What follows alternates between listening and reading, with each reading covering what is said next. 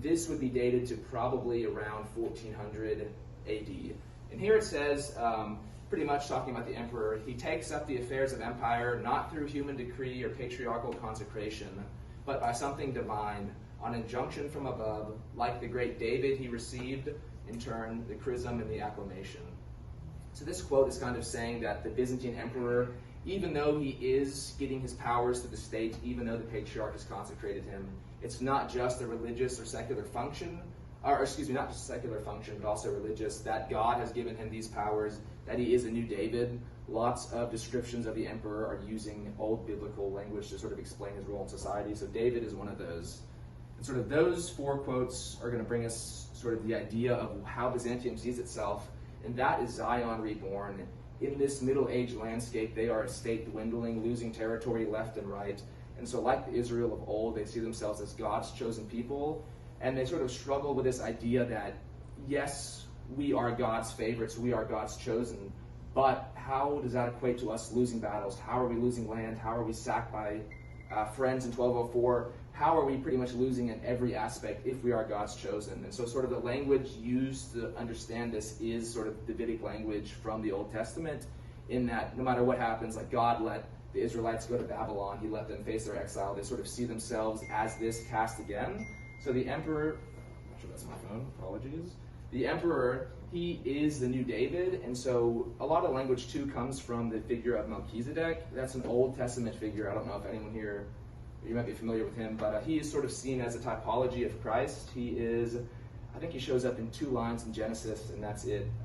Genesis 18, don't quote me on that. But Melchizedek, he comes, he sees the patriarch Abraham, in exchange for a blessing, this mysterious figure receives 10% of all of Abraham's land. So Melchizedek kind of comes out of nowhere, gives a blessing, promises Abraham good things to come, and disappears.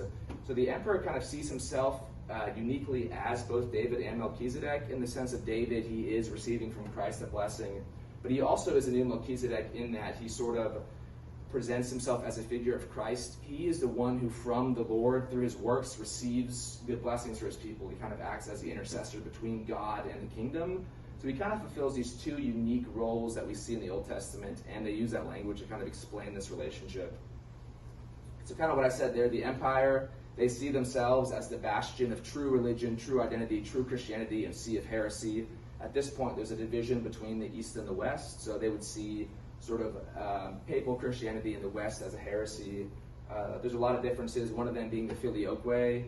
That is sort of a phrase added in the Nicene Creed that says the Eastern Orthodox believe that the Trinity, the Holy Spirit, comes from the Father only. In the West, they add from the Father and the Son, filioque, the Latin phrase being and the Son.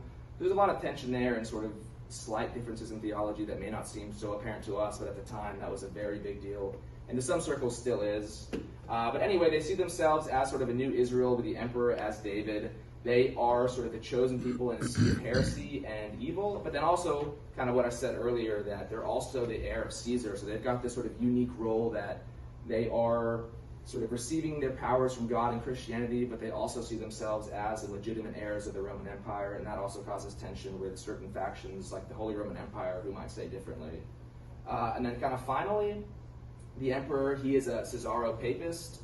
Sort of that definition of that term comes from Byzantium, as in the emperor controls the entire church. Unlike the West, the Pope would be seen as the ultimate figure. Theoretically, the Pope should be able to remove kings and abolish lands or whatnot, but in the East, the emperor controls the entire religion. He can appoint or take away the patriarch. He is in full control. So that's another difference. He is kind of seen as the head of the state, and once again, he's kind of acting in that role as a representative of Christ. He is kind of seen that his power comes from Christ, he acts in the stead of Christ, therefore he can remove the patriarch. So there are some differences here, what you might think of like a Holy Roman Emperor. The language of Byzantium is very different, and that's going to be important for the coinage because we want to understand sort of how do we see the emperor himself and why is he showing us what he's showing us on his coin. So it's kind of important to keep in mind, well, he sees himself in these roles.